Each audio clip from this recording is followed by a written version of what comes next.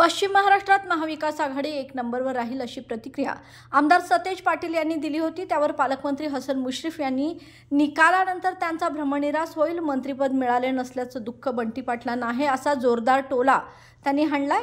पालकमंत्री हसन मुश्रीफ शुक्रवारी विभागीय क्रीडा संकुलात नेमबाजी केंद्रास भेटीसाठी आले असता त्यांनी ही टीका केली। केंद्रीय गृहमंत्री अमित शाह यांनी भाजप कार्यकर्त्यांचा मेळावा घेतला, त्यात उपमुख्यमंत्री देवेंद्र फडणवीस यांनी आगामी विधानसभा निवडणुकांमध्ये 70% जागा जिंकण्याचा विश्वास व्यक्त केला। यावर आमदार पाटील यांनी पश्चिम महाराष्ट्रात महाविकास आघाडीवर राहील असा विश्वास व्यक्त केला।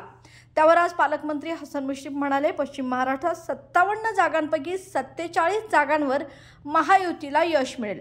महायुतीतील तिन्ही नेत्यांची अमित शाह यांच्यासोबत बैठक झाली आहे। तिन्ही पक्षांना सन्मानपूर्वक जागा दिल्या जाणार आहेत। गेली 40 वर्षे शरद पवार यांचा आम्ही कार्यकर्ता असून त्यांच्या सुखदुःखामध्ये सहभागी झालो आहे, त्यामुळे गुरुदक्षिणा आणि अग्निपरीक्षा सुद्धा दिली आहे। सुप्रियाताईंनी समजावून घेणे गरजेचे आहे, व्यक्तीला समोर ठेवून टीका करणे योग्य नाही असं वक्तव्यही त्यांनी यावेळी केलं आहे।